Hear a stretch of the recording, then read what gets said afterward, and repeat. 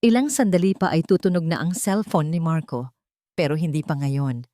Sa ngayon, ang tanging maririnig lang sa kabuuan ng kanilang bahay ay ang mahinang tunog ng isang classic love song at ang pag-init ng espesyal na adobo na niluto ni Kathleen. Ngumiti siya. 5 taon. 5 taon na sila ni Marco. 5 taon na puno ng pagmamahal at mga pangarap.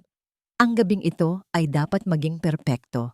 Inayos niya ang 2 baso ng red wine sa mesa, siniguradong makintab ito sa ilalim ng dim light ng kanilang dining room. Happy anniversary, mahal. Bulong niya sa hangin, na para bang naririnig na siya ni Marco, kahit malayo pa ito. Sumulyap siya sa orasan. 8:00 na ng gabi. Dapat ay kanina pa itong umuwi. Siguro ay na-traffic lang, pilit niyang kinukumbinsi ang sarili. Kinuha niya ang kanyang cellphone para sana i-text ang asawa nang biglang umilaw ang cellphone ni Marco na naiwan nito sa ibabaw ng maliit na mesa. Isang mensahe. Hindi niya ugaling pakialaman ang gamit nito, pero ang pangalan na lumabas sa screen ay tila isang matalim na kutsilyo na biglang tumusok sa kanyang dibdib. Althea. Sino si Althea? At bakit may kasamang puso ang pangalan nito? Bago pa niya mapigilan ang sarili, dumulas ang kanyang daliri sa screen. Bumukas ang mensahe at ang mga salitang nabasa niya ay unti-unting dumurog sa mundong binuo niya sa loob ng 5 taon. Kailan mo siya iiwan para sa atin, mahal? I miss you already. Nabitawan ni Kathleen ang hawak na cellphone. Ang init ng kanyang mga mata ay nagsimula ng kumalat. Ang adobo na kanina lang ay kay bango sa kanyang pangamoy. Ngayon ay parang nasusuka siya. Ang kantang romantiko na pinapatugtog niya ay tila isang panunuya. Kasabay ng pagbagsak ng una niyang luha, ang pagbukas ng pinto. Mahal. Sorry, I'm late.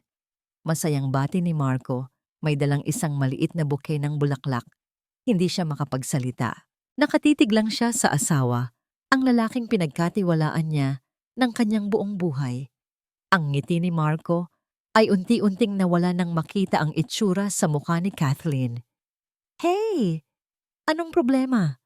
Nanginginig ang kamay ni Kathleen nang itinuro niya ang cellphone sa ibabaw ng mesa. Ang screen na naglalaman ng katotohanang sumasampal sa kanya ay nakabukas pa rin. Sino si Althea? Tanong niya. Basag ang kanyang boses.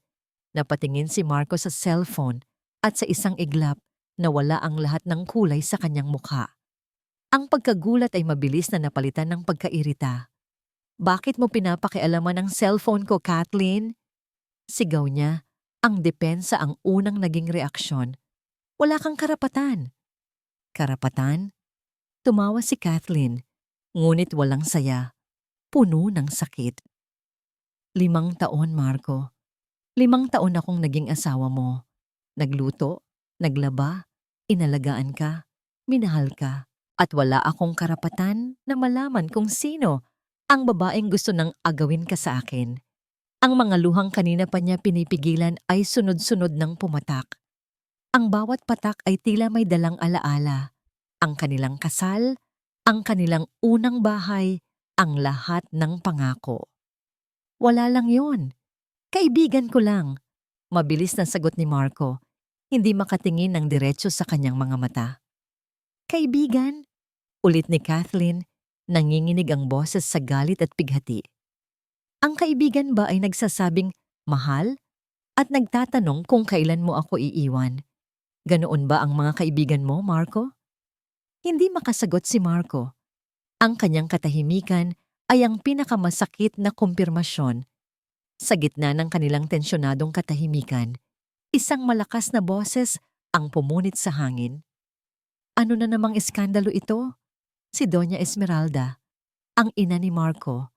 Nakatayo ito sa may pintuan, nakapamiwang. Ang mga mata ay matalim na nakatitig kay Kathleen na para bang siya ang may kasalanan sa lahat. Mahinang sabi ni Marco. Hindi pinansin ni Doña Esmeralda ang anak. Ang buong atensyon nito ay na kay Kathleen. Naririnig ko ang sigaw mo mula sa labas, Kathleen. Hindi ka ba nahihiya? Lagi ka nalang gumagawa ng gulo sa pamamahay na ito. Tita, si Marco po. Sinubukan ni Kathleen na magpaliwanag, ngunit pinutol siya nito. Huwag mo akong matawag-tawag na tita at huwag mong isisi sa anak ko ang mga pagkukulang mo. Lumapit ito sa kanya. Ang bawat hakbang ay may bigat. Kung tunay kang asawa, kung talagang napapasaya mo si Marco, sa tingin mo ba ay maghahanap pa siya ng iba? Ang mga salita ni Doña Esmeralda ay mas matalim pa sa mensaheng nabasa niya. Tila sinaksak siya ng paulit-ulit. Siya pa ang may kasalanan? Nawalan ng lakas si Kathleen na makipagtalo. Napayuko na lang siya. Hinahayaang bumuhos ang mga luha. Ang kanyang mundo ay gumuho sa loob lamang ng ilang minuto. Naramdaman niya ang pagbabago sa tono ni Doña Esmeralda. Mula sa pagiging galit, naging malumanay ito sa isang paraan na mas nakakakilabot. Alam mo, iha, sabi nito, hinahaplos ang kanyang balikat na parabang nagmamalasakit. May paraan para ayusin ito. Isang paraan para patunayan mo ang iyong halaga, hindi lang kay Marco, kundi sa buong pamilya. Itinaas ni Kathleen ang kanyang ulong puno ng luha. Sa gitna ng kanyang pagdurusa, isang maliit na bahagi sa kanya ang kumapit sa salitang paraan. Gusto niyang ayusin ito. Gusto niyang ibalik ang lahat sa dati. May inilapag si Doña Esmeralda na isang makintab na folder sa mesa. Sa tabi mismo ng hindi nagalaw na pagkain, binuksan niya ito. Isang business proposal, isang investment. Isang kaibigan ko ang nag-aalok ng pagkakataong ito. Isang malaking land development project. Paliwanag ni Doña Esmeralda, ang boses ay matamis ngunit puno ng lason. Kung maipapasok mo ang ipon mo dito, hindi lang natin ito mapapalago. Maipapakita mo kay Marco na kaya mong mag-ambag sa kinabukasan ninyo, na hindi ka lang isang pabigat. Tumingin si Kathleen kay Marco, naghahanap ng tulong, ng kahit anong senyales. Ngunit nakayuko lang ito, umiiwas sa kanyang tingin. Tila sang-ayon ito sa lahat ng sinasabi ng ina. Ang puso ni Kathleen ay nagdurugo. Ang isip niya ay gulong-gulo. Nakita niya ang mensahe ni Althea sa isang gilid at ang pangako ng pagkakataon sa kabila. Dahan-dahang lumapit si Doña Esmeralda sa kanyang tenga at bumulong na may kasamang panlalamig. Ito na ang huling pagkakataon mo, Kathleen. Patunayan mo na karapat-dapat ka para sa anak ko, para sa pamilyang ito. Nakatitig si Kathleen sa mga dokumento. Ang kanyang mga luha ay tumutulo sa papel. Ito ba ang sagot? O isa na namang patibong? Hindi siya nakatulog ng gabing iyon. Paulit-ulit na umikot sa isip niya ang lahat. Ang mga mensahe ni Althea, ang galit sa mga mata ni Marco, at ang nakakalokong alok ni Doña Esmeralda na parang isang lubid na inihagis sa isang taong nalulunod. Isang lason na lubid. Pero sa desperasyon ni Kathleen, kahit anong lubid ay kakapitan niya. Kailangan niyang patunayan ang sarili. Kailangan niyang ayusin ang pamilyang ito. Kailangan niyang manalo laban sa anino ni Althea. Kinabukasan, dinala niya ang lahat ng kanyang ipon. Ang perang pinaghirapan niya mula pa noong dalaga siya. Ang perang dapat sana ay para sa pangarap nilang maliit na bahay ni Marco. Pagdating niya sa bangko, tila nanlamig ang buong paligid. Ang ngiti ng teller ay parang hindi totoo. Ang bawat tunog ng pagtipa sa keyboard ay parang martilyo sa kanyang sentido. Sigurado po kayo dito, ma'am? Tanong ng babae sa counter. Nakatingin sa malaking halaga na ililipat niya. Tumango si Kathleen kahit ang puso niya ay sumisigaw ng huwag. Inabot sa kanya ang papel at ballpen. Ang kamay niya ay nanginginig habang hawak ito. Tinitigan niya ang linya kung saan ilalagda ang kanyang pangalan. Ito na ba talaga ang solusyon o ito ang katapusan ng lahat? Naalala niya ang mga salita ni Doña Esmeralda.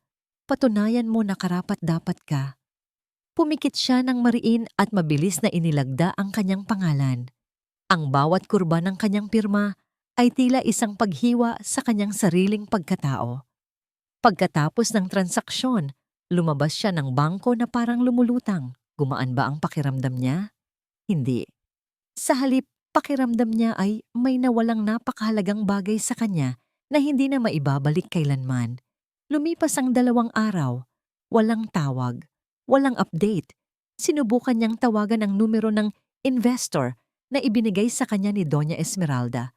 Ring, ring, ring. Hindi sinasagot. Sinubukan niya ulit. The number you have dialed is either unattended or out of coverage area. Paulit-ulit. Pare-pareho ang sagot. Ang kaba sa dibdib ni Kathleen ay unti-unting nagiging isang malaking alon ng takot. Nag-text siya kay Doña Esmeralda, ngunit isang maikling, "Maghintay ka lang." Ang tanging reply nito. Sa 2 araw, bumalik si Marco mula sa isang business trip na hindi man lang nito ipinaalam sa kanya. Ang pag-asa ni Kathleen na sasalubungin siya nito ng yakap at pag-aalala ay naglaho nang makita niya ang madilim na ekspresyon sa mukha nito. Nasaan na ang pera? Malamig na tanong ni Marco. Marco, hindi ko matawagan yung contact person. Nagsusumamong paliwanag ni Kathleen. Pero sabi ng mama mo, maghintay lang daw. Tumawa si Marco, isang tawang puno ng pang-iinsulto. Naniwala ka naman? Tanga ka ba, Kathleen? O nagpapakatanga ka lang talaga? Para siyang binuhusan ng nagyeyelong tubig. Ano? Anong ibig mong sabihin? Wala na ang pera. Gets mo ba? Niloko ka. At dahil sa katangahan mo, sinira mo ang kinabukasan natin. Sinira mo ang buhay natin.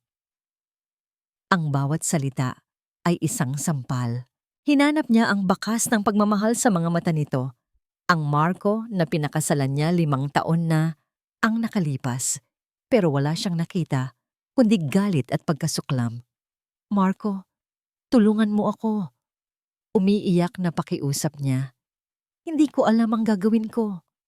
Huwag mo akong idamay sa problema mo. Sigaw nito pabalik. At sa sobrang lakas, ay napaatras si Kathleen. Ikaw ang nagdesisyon niyan. Ikaw ang nagpaloko. Ngayon, harapin mo yan mag-isa. Napaluhod si Kathleen sa sahig. Ang kanyang mga hikbi ay umalingaw-ngaw sa tahimik na bahay. Wala na. Wala na ang pera. Wala na ang tiwala. At higit sa lahat, wala na ang lalaking minahal niya. Sa gitna ng kanyang pag-iyak, marahan na bumukas ang pinto. Nakatayo roon si Doña Esmeralda, hindi nag-iisa. May kasama itong 2 malalaking lalaki na nakasuot ng barong.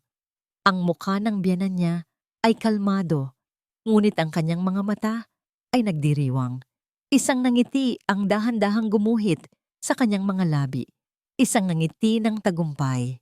Tapos na ang oras mo dito, Kathleen. Deklara nito. Ang boses ay malamig at walang anumang emosyon. Lumayas ka sa pamamahay ko. Ang pagsara ng gate ay isang tunog na kailanman ay hindi malilimutan ni Kathleen. Hindi ito ingay ng bakal na tumama sa bakal. Ito ang tunog ng pagsasara ng isang kabanata ng kanyang buhay. Ang tunog ng pagtatapos. Kasabay nito, isang butil ng ulan ang pumatak sa kanyang pisngi, humalo sa kanyang mga luha. Sinundan pa ito ng isa at isa pa hanggang sa ang ambon ay naging isang malakas na buhos ng ulan na tila gustong hugasan ang lahat ng alaala sa kalye. Sa kanyang paanan, nakahandusay ang basag na picture frame ng kanilang kasal. Ang nakangiting mukha nila ni Marco, na minsan ay sumisimbolo sa walang hanggang pag-ibig, ay basag na. Pinaghiwa-hiwalay ng mga lamat sa salamin. Naramdaman niya ang mga mata ng mga kapitbahay mula sa kanilang mga bintana. Hindi niya sila makita, ngunit ramdam niya ang kanilang mga tingin, puno ng awa, ng tsismis, ng paghuhusga. Ang kahihiyan ay isang matalim na kutsilyong lalong bumaon sa kanyang puso. Kinuha niya ang kanyang maleta. Ang bigat nito ay parang bigat ng buong mundo. At nagsimula siyang maglakad. Walang direksyon, walang patutunguhan. Ang tanging gusto niya ay makalayo sa bahay na yon, sa kalye na yon, Sa buhay na yon, ang mga ilaw ng syudad ay malabo sa kanyang paningin, pinaghalong luha at ulan.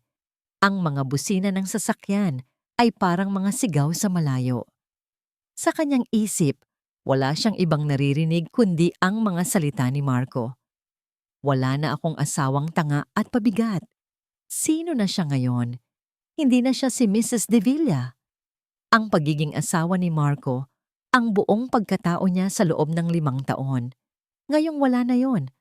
Ano pa ang natira sa kanya? Patuloy ang kanyang paglalakad hanggang sa hindi na kinaya ng kanyang mga paa. Ang lakas niya ay unti-unting naubos, pinalitan ng matinding panlalamig at pagod. Sa isang madilim na eskinita, kung saan tanging ang mga basurahan lang ang kanyang kasama, bumigay ang kanyang mga tuhod. Bumagsak siya sa basang semento. Ang huli niyang naramdaman bago siya tuluyang nilamon ng dilim ay ang lamig ng sahig na gumagapang sa kanyang balat. Nagising siya sa amoy ng kapeng barako at mainit na pandesal. Dahan-dahan niyang iminulat ang kanyang mga mata. Wala na ang madilim na eskinita. Wala na ang malamig na semento. Nakahiga siya sa isang malinis na papag sa loob ng isang bahay na pamilyar sa kanya. Isang bahay na gawa sa kahoy, puno ng init at simpleng pamumuhay. Isang matandang babae ang lumapit. May ngiti sa kanyang mga labi na puno ng pag-aalala. "Aling Nena?" Halos pabulong na, sabi ni Kathleen, hindi makapaniwala. "Mabuti naman at gising ka na, anak," sagot ng matanda. Inabutan siya ng isang tasa ng kape. "Tumawag sa akin ang pamangkin kong taga Maynila. Nakita ka raw niyang walang malay sa kalye. Hindi na ako nagdalawang isip na ipasundo ka at iuuwi dito." Dito sa probinsya, ang lugar na tinalikuran niya, ang kabaitan sa mga mata ni Aling Nena ay nagbukas ng isang pinto sa puso ni Kathleen na matagal nang nakasara. At doon, sa pagitan ng mga hikbi at pagsipsip sa mainit na kape, ikinuwento niya ang lahat. Ang bawat sakit, bawat kasinungalingan, bawat patak ng luha. Hindi siya hinusgahan ni Aling Nena. Nakikinig lang ito, at sa bawat tango nito ay nararamdaman ni Kathleen na unti-unti siyang gumagaan. Lumipas ang ilang araw. Isang hapon, isinama siya ni Aling Nena sa lokal na paggawaan ng mga produktong gawa sa kamay. Nakita ni Kathleen ang mga kababaihan, mga ina, mga lola, mga dalaga, na ang mga daliri ay maliksing gumagawa ng mga bayong, tsinelas, at palamuti mula sa buri at abaka. May isang babae, si Nanay Seling, na kinausap niya. Ipinakita nito sa kanya ang isang makulay na banig na inabot ang 2 linggo para matapos. Ang disenyo ay masalimuot at ang pagkakagawa ay perpekto. "Magkano po ninyo ito na ibebenta, Nay?" tanong ni Kathleen. Ngumiti ng mapait ang matanda. "Bibilihin mo sa amin ng bagsakan sa palengke ng 200 piso, iha. Sila na ang bahalang magbenta sa syudad. 200 piso para sa 2 linggong pagod at puyat." Naramdaman ni Kathleen ang pamilyar na kirot ng kawalan ng katarungan. Ang pakiramdam na minamaliit at hindi binibigyan ng tunay na halaga. Katulad ng ginawa sa kanya. Kinuha ni Kathleen ang isang maliit na pitaka na yari sa abaka. Ang bawat tahi ay maingat. Ang bawat hibla ay may kwento ng pagsisikap. Hindi ito isang simpleng produkto lang. Ito ay sining. Ito ay buhay. Isang ideya ang biglang nabuo sa kanyang isipan. Malinaw at maliwanag na parang sinag ng araw pagkatapos ng bagyo. Humarap siya kay Aling Nena. Ang mga mata niya ay hindi na puno ng luha, kundi ng isang bagong apoy.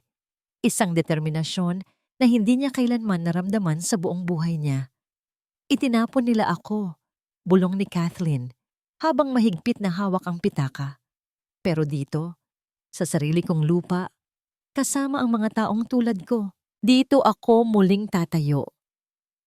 Sa isang maliit na sulok ng bahay ni Aling Nena, gamit ang isang lumang laptop at hiram na cellphone, isinilang ang isang pangarap. Pinangalanan niya itong Yakap ng Kalikasan. Para kay Kathleen, hindi lang ito isang pangalan ng tindahan. Ito ay isang pangako.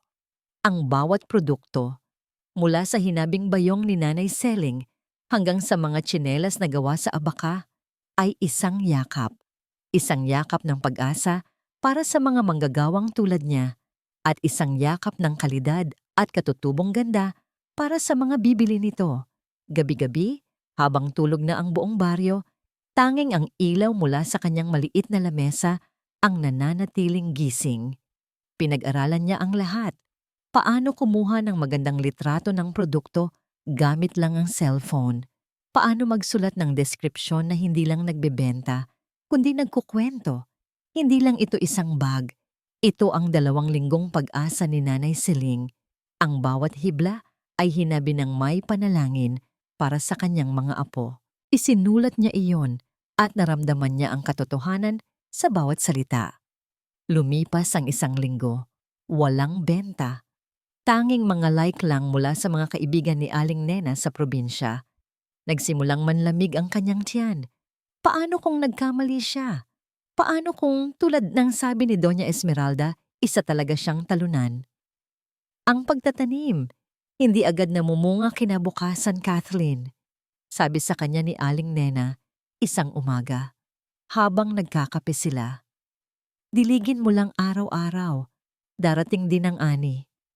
Ang mga salitang yon ang naging lakas niya.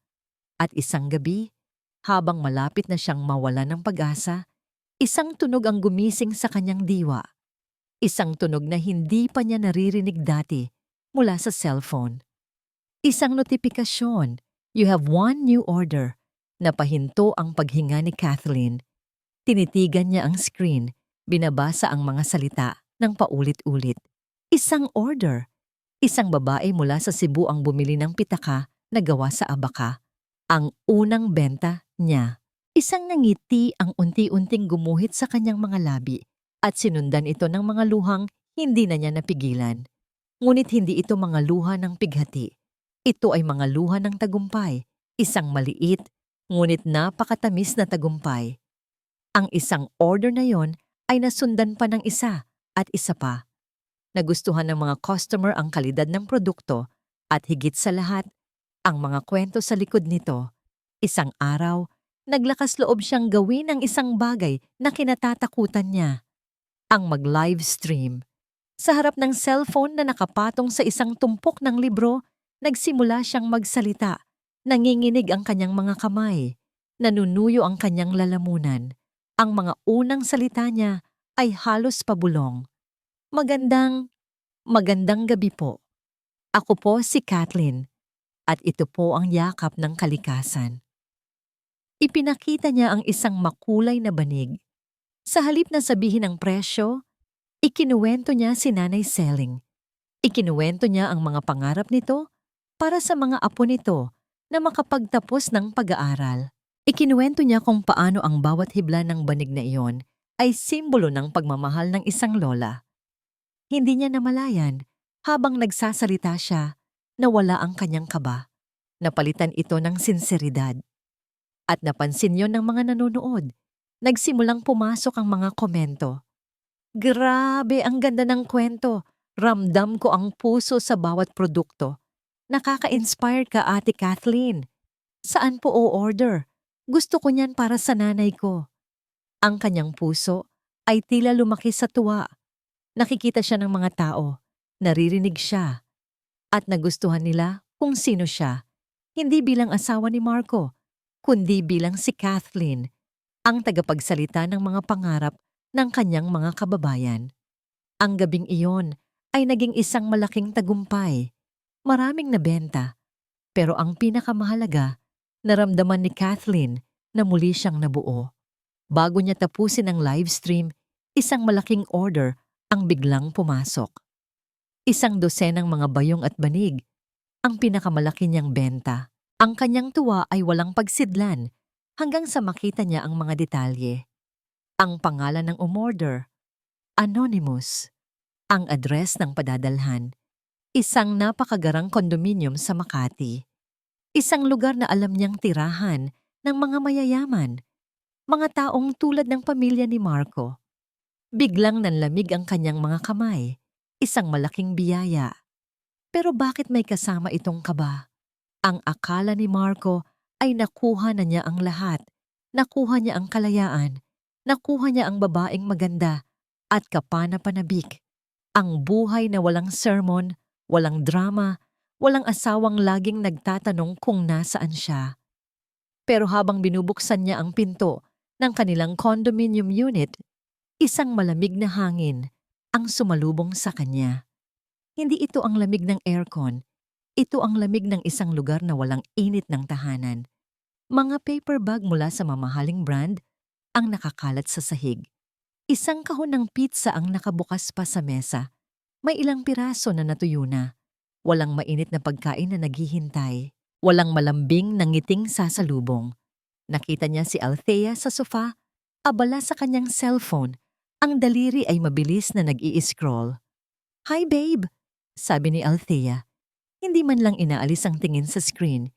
"Can I use your credit card again? May nakita akong bagong sale." Bumuntong hininga si Marco. Ang pagod mula sa trabaho ay tila dumoble. "Althea, kaka-shopping mo lang kahapon. Hindi pa ba sapat yan?" Biglang nag-iba ang mukha ni Althea. Ang tamis ay napalitan ng taray. "What's your problem? Bakit ba ang kuripot mo? Akala ko ba kaya mo akong buhayin? Kung ayaw mo, edi sana hindi mo na lang ako kinuha kay Kathleen." Ang pangalan ni Kathleen, tila isang multo na laging lumilitaw sa tuwing sila ay nag-aaway. "Hindi sa ganon," mahinang sagot ni Marco. Ayaw nang palakihin pa ang gulo. "Sige na, kunin mo na." Pumasok siya sa kanilang kwarto at napaupo sa gilid ng kama. Ang buhay na pinangarap niya ay naging isang walang katapusang resibo at obligasyon. Si Althea ay parang isang magandang bulaklak na kailangan mong diligin ng pera araw-araw para lang manatiling masaya. Napagod na siya. Nagsisisi na ba siya? Hindi niya masabi. Ang alam lang niya, may hinahanap-hanap siya.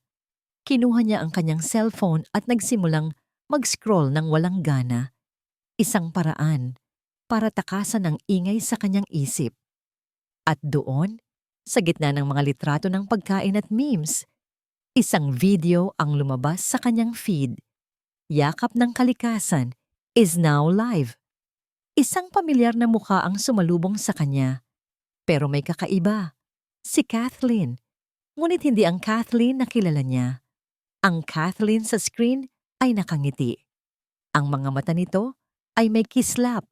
Ang boses nito, na dati ay mahina at laging nag-aalangan, ay puno na ngayon ng kumpiyansa habang ikinukwento nito ang isang banig. Hindi na ito ang asawa niyang laging nakayuko, na parang laging humihingi ng tawad sa sarili nitong pag-iral. Ito ay isang bagong Kathleen. At maganda siya.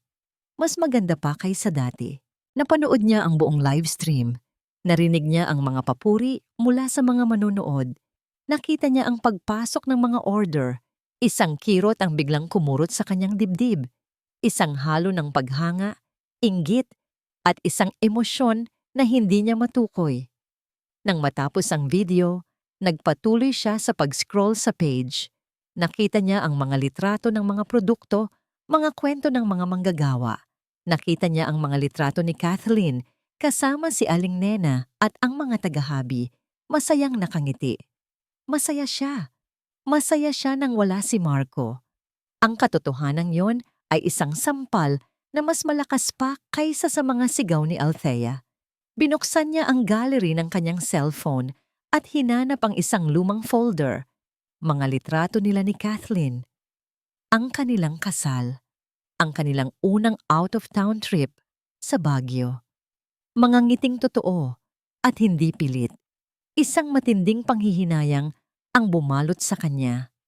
Naalala niya ang init ng kanyang adobo, ang paraan ng pag-aalaga nito sa kanya kapag may sakit siya. Ang tahimik niyang suporta sa lahat ng bagay. Mga bagay na minaliit niya at ipinagpalit sa panandaliang saya. Bumalik siya sa page ng Yakap ng Kalikasan. Tinitigan niya ang button na Send Message. Nanginginig ang kanyang mga daliri habang nagtatype. "Kath, kumusta ka na?" Nakatitig siya sa mga salitang yon. Isang simpleng tanong, pero puno ng bigat, puno ng kasalanan, puno ng pagsisisi. Ano ang sasabihin niya?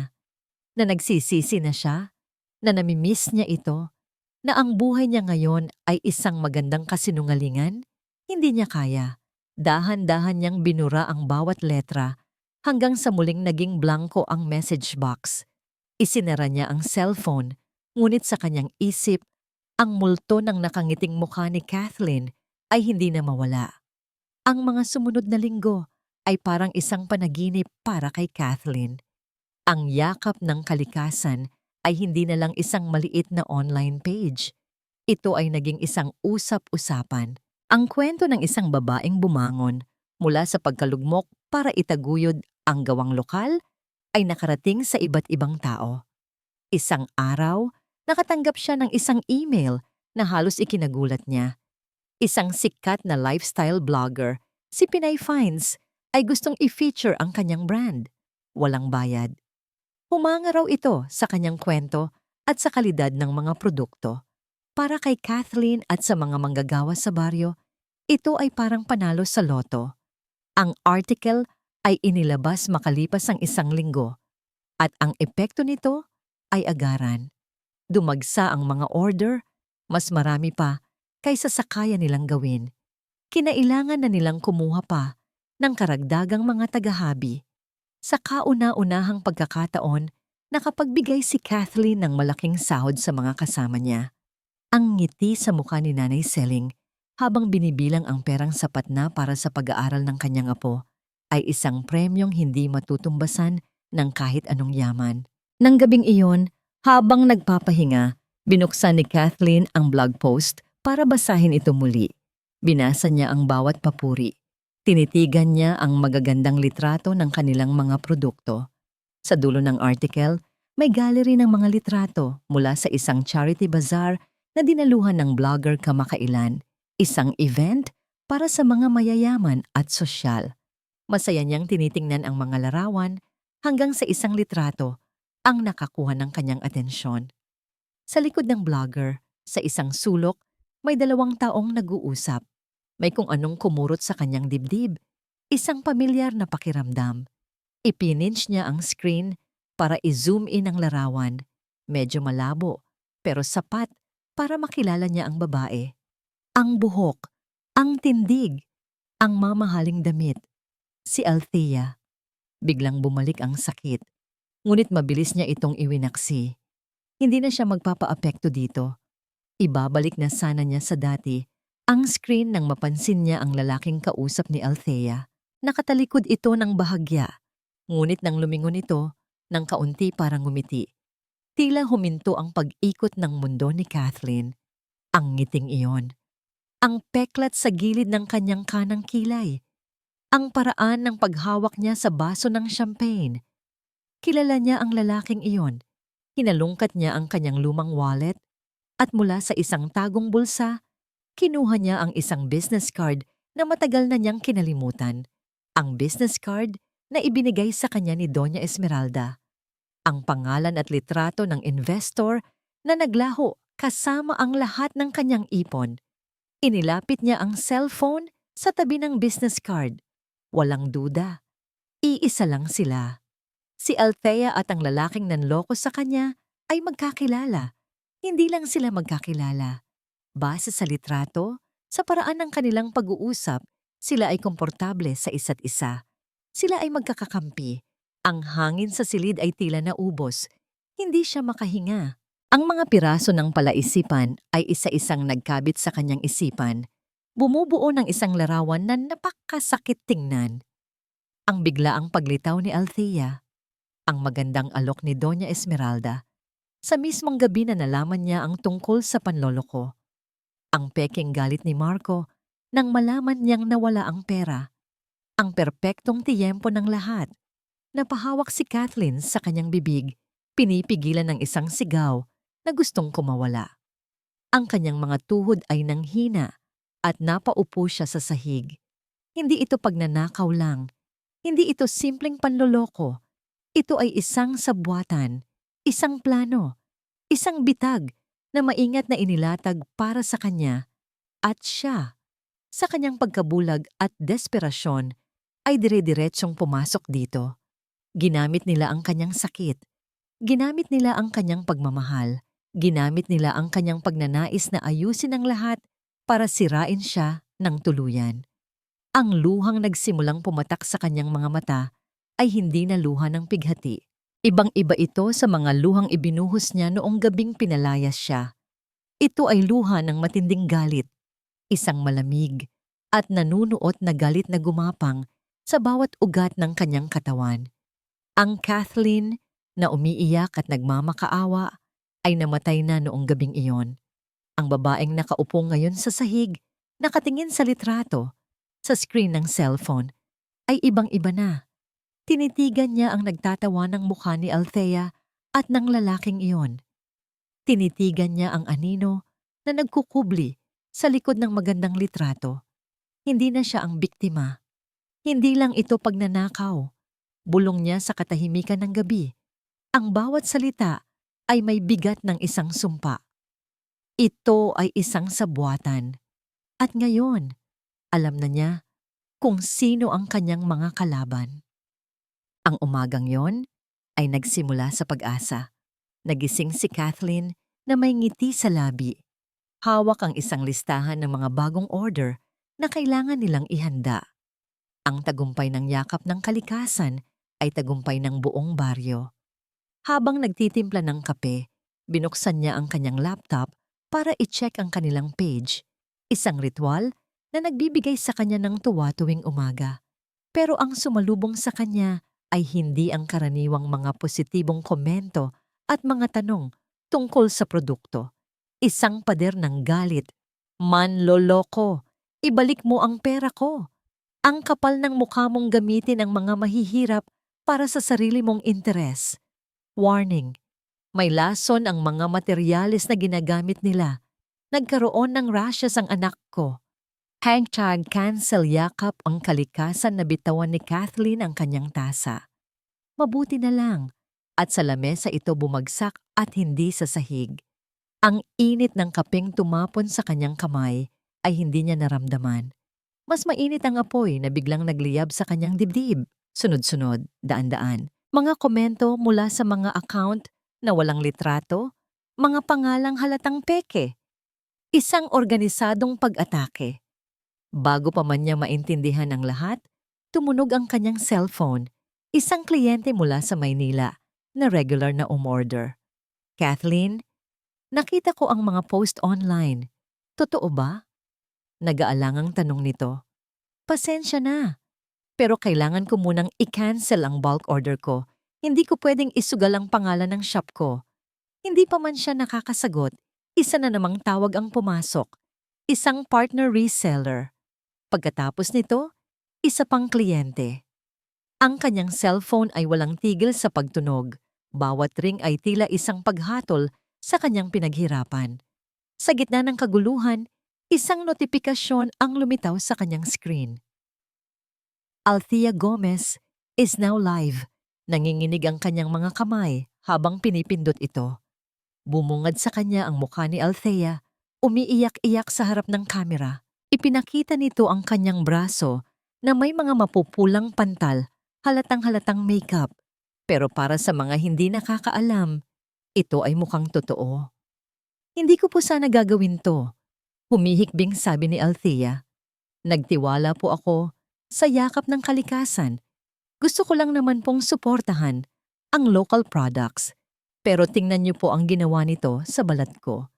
Nagpunta na po ako sa doktor. Sabi niya, gawa raw ito sa toxic materials. Ang galing niyang umarte, isang biktima, isang kawawang taga-suporta na naloko. Pinanood ni Kathleen ang pagdami ng viewers, ang pagbuhos ng mga komento ng awa para kay Althea at galit para sa kanya. Ito na! Bulong ni Kathleen sa sarili. Nagsimula na sila. Sa kasagsagan ng kanyang panlalamig, muling tumunog ang kanyang cellphone. Isang numero na hindi nakarehistro, ngunit kilalang-kilala niya. Sinagot niya ito. Hello? Isang pamilyar na tawa ang kanyang narinig sa kabilang linya. Isang tawang puno ng pang-aalipusta. Kumusta na ang sikat na online seller? Tanong ni Doña Esmeralda. Bawat salita ay puno ng lason. Nabalitaan ko, may problema daw sa mga produkto mo? Nakakahiya naman. Akala mo siguro, ganoon lang kadaling umangat sa buhay. Hindi sumagot si Kathleen. Kinagat niya ang kanyang labi hanggang sa maramdaman niya ang lasa ng dugo. Pinipigilan ang mga salitang gusto niyang isigaw. Sinabi ko na sa'yo. 'Di ba? Patuloy ng matanda. Ang mga taong tulad mo, hanggang dyan lang, hanggang sa putik. At kahit anong gawin mo, hihilahin at hihilahin ka namin pabalik dyan. Ibinaba ni Doña Esmeralda ang tawag. Naiwan si Kathleen na nakatayo, hawak ang cellphone. Ang katahimikan sa kanyang paligid ay nakakabingi. Maya-maya, isang email ang pumasok. Galing sa pinakamalaking e-commerce platform kung saan nakalagay ang kanyang tindahan. Subject, Notice of Temporary Shop Suspension. Ang mga salita ay tila lumabo sa kanyang paningin. Dear seller, due to multiple reports and complaints regarding product safety, your shop, Yakap ng Kalikasan, is now under investigation.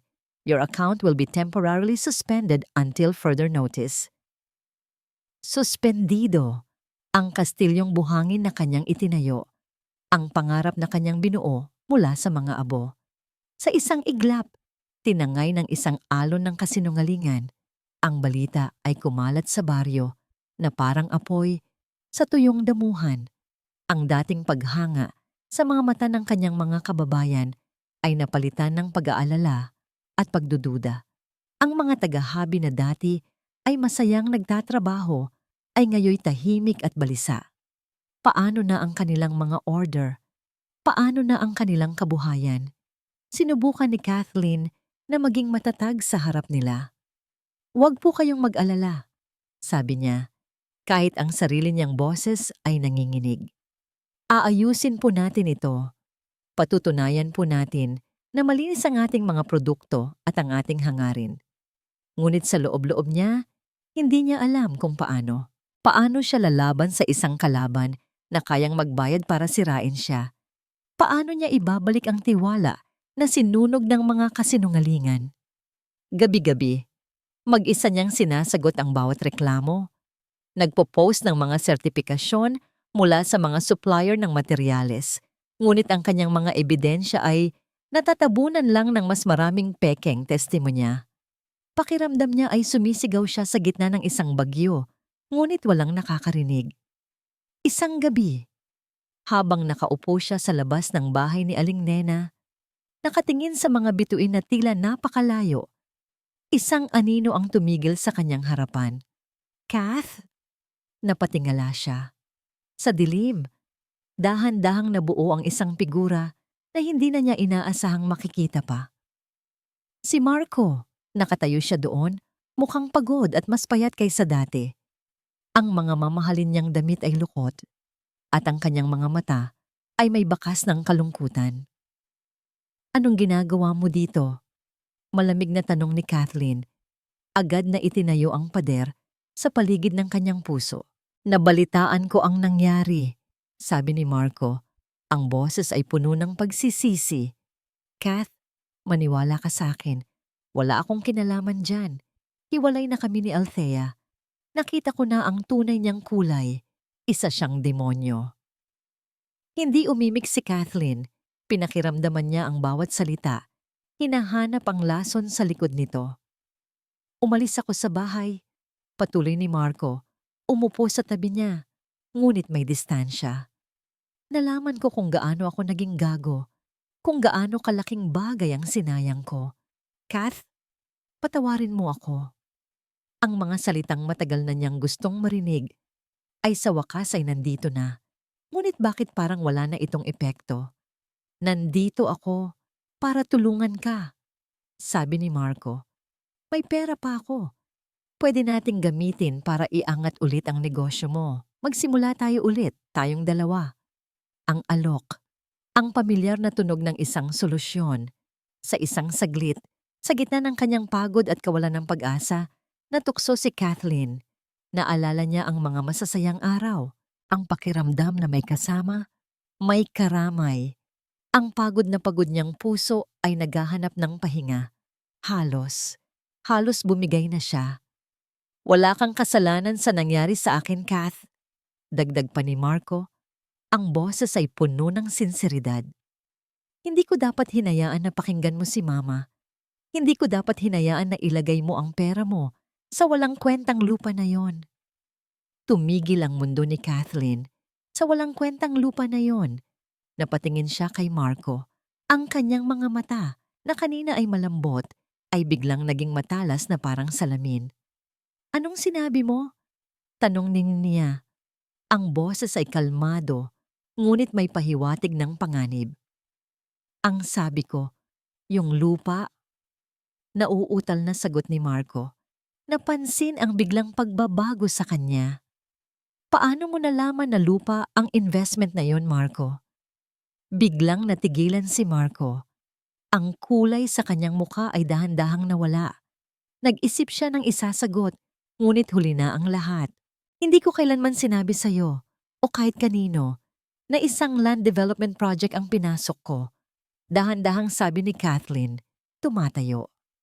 Ang tanging nakakaalam lang noon ay ako, ang nanloko sa akin at ang taong nagplano ng lahat. Ang takot sa mga mata ni Marco ay ang kumpirmasyon na kailangan niya.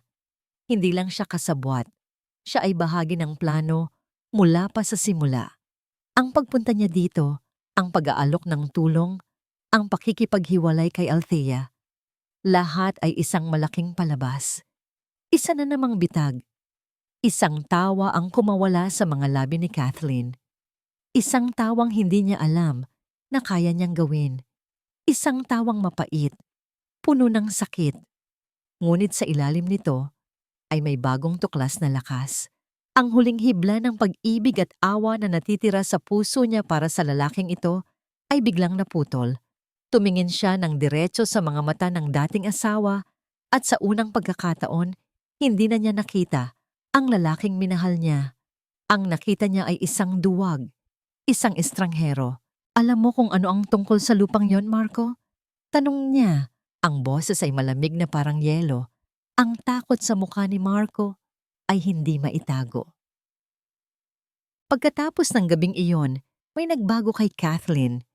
Ang apoy ng galit ay napalitan ng isang malamig at matatag na determinasyon. Tapos na ang pag-iyak. Tapos na ang pagiging biktima. Panahon na para maningil.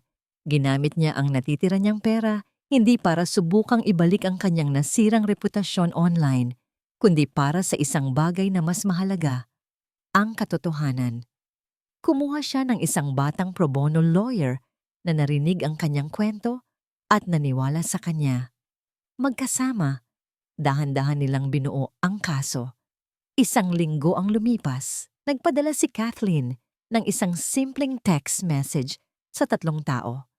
Kay Marco, kay Althea, at kay Doña Esmeralda.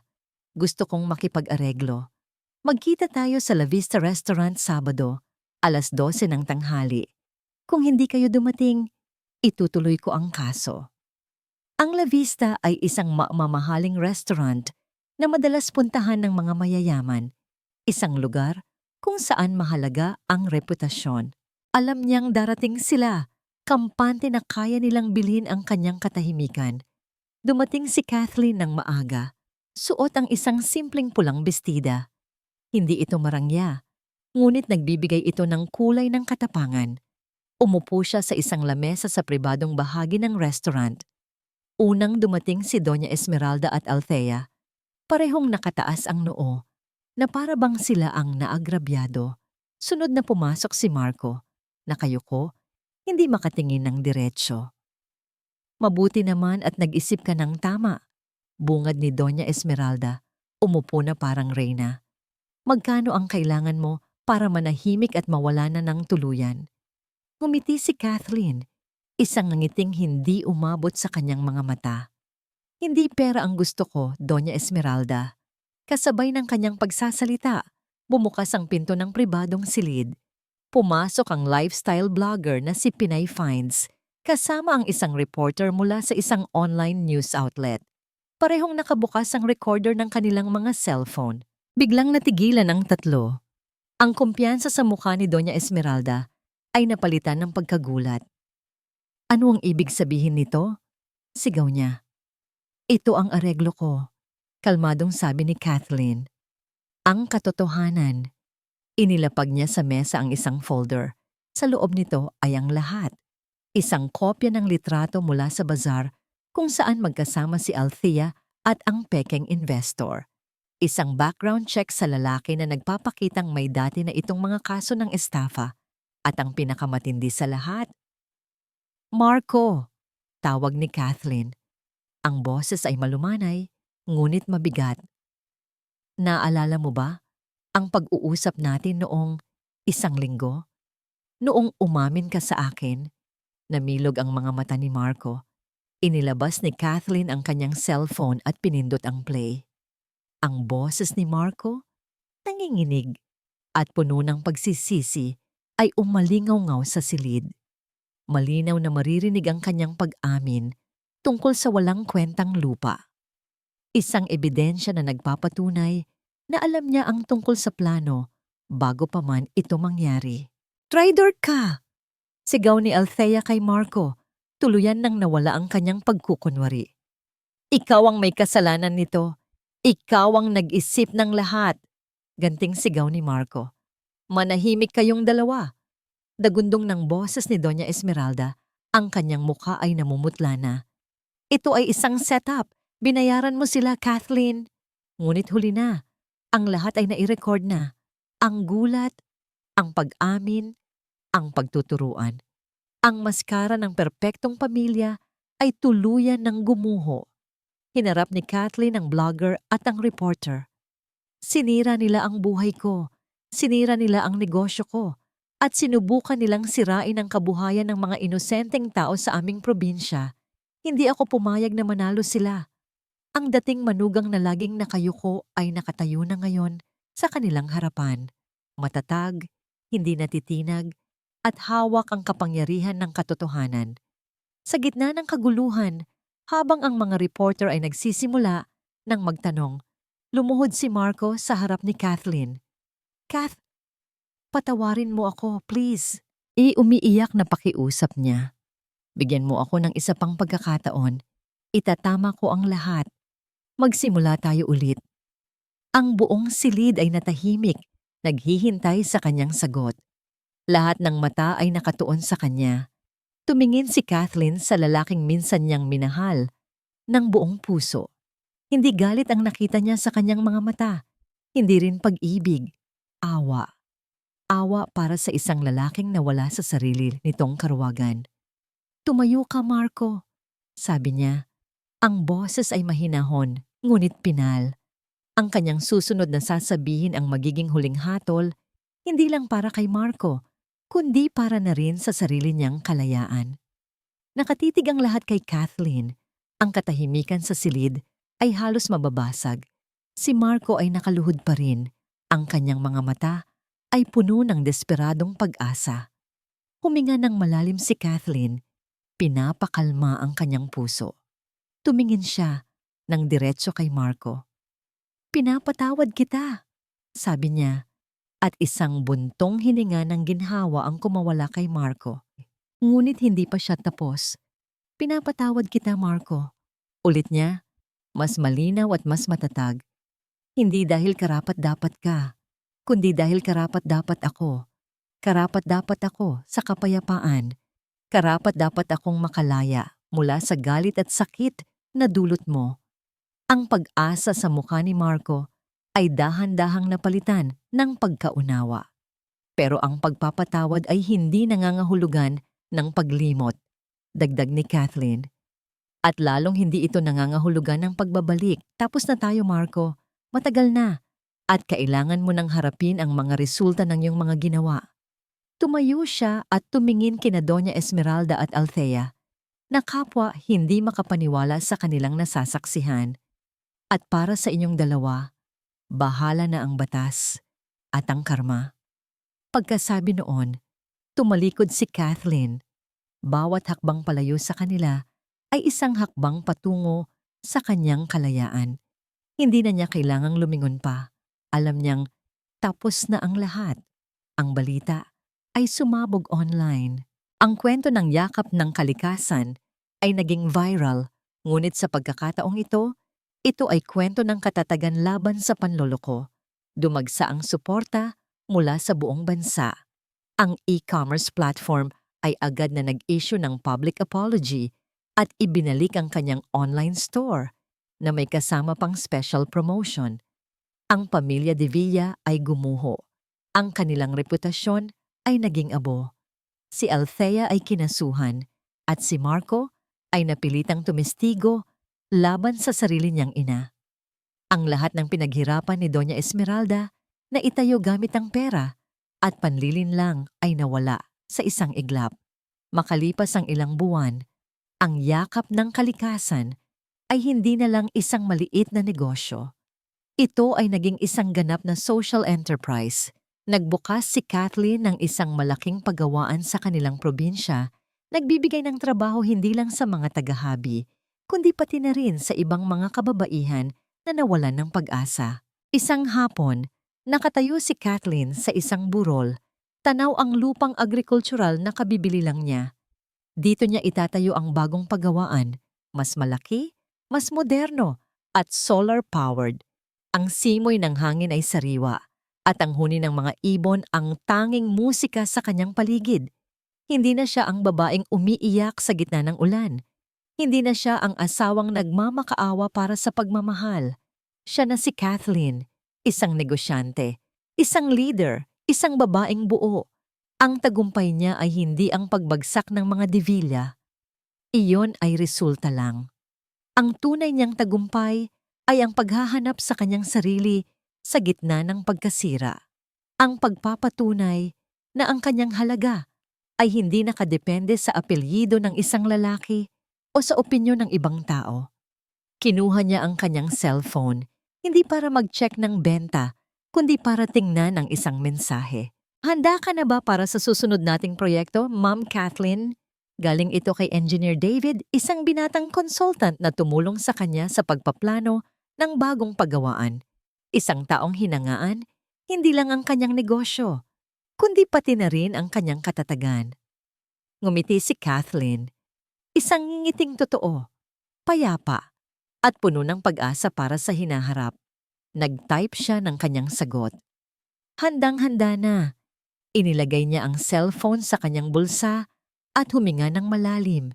Niyayakap ang init ng papalubog na araw. Ang dating yakap na hinahanap niya sa iba ay natagpuan na niya sa wakas. Sa yakap ng kalikasan, sa yakap ng kanyang komunidad, at higit sa lahat, sa yakap ng kanyang sarili. Ang kwento niya ay hindi pa tapos. Sa katunayan, ito ay nagsisimula pa lang. At dito po nagtatapos ang makulay na kwento ng pagbangon ni Kathleen. Mula sa kaibuturan ng aking puso, maraming salamat sa inyong walang sawang pagsubaybay sa bawat kabanata ng buhay ni Kathleen. Habang isinusulat ko ang kwentong ito, kasama ninyo akong umiyak sa kanyang mga pighati, nagalit sa mga taong nanakit sa kanya, at higit sa lahat, humanga sa kanyang pambihirang katatagan. Ang kwento ni Kathleen ay isang paalala na ang tunay na tagumpay ay hindi nasusukat sa pagganti, kundi sa kakayahan nating muling buuin ang ating mga sarili mula sa abo ng pighati. Ipinakita niya sa atin na ang pagpapatawad ay hindi para sa taong nakasakit, kundi isang regalo na ibinibigay natin sa ating sarili, ang regalo ng kalayaan at kapayapaan. Ang pag-ibig sa sarili, ang pinakamatibay na pundasyon na hindi kayang sirain ng kahit anong pagsubok. Kaya naman, inaanyayahan ko kayong mag-iwan ng komento sa ibaba. Anong aral ang pinakapumatak sa inyong puso? Saang bahagi ng kwento kayo pinaka-nakarelate? Ang inyong mga saloobin ay napakahalaga at nagbibigay inspirasyon sa aming patuloy na paglikha ng mga kwentong makabuluhan. Hanggang sa ating susunod na kwento, ito po ang inyong kaibigan at manunulat. Laging nagpapaalala na bawat isa sa atin ay may kakayahang bumangon at muling magniningning